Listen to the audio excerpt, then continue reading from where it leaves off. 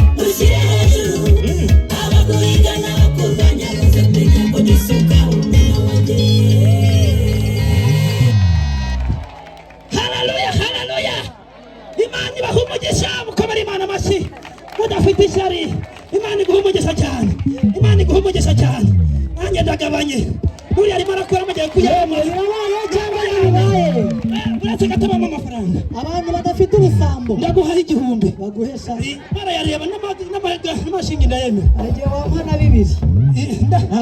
hari igihe nayo umujinya naguha icyata oya ntabwo nagutera umujinya ndakirukankira mu rusengero bakore ko Imana iguha umugisha bibiri arabimana udakora ntakanira ariko ukora agira ate subiza mwe ndirimbo ninjya ukingani hagira ukingura iyo bayita injyaro waya barakore Imana iguha umugisha abarakore bakakijya mu kabari basigaye babyinira mu rusengero bongera gushyiramo amashyi hagarikiraho sha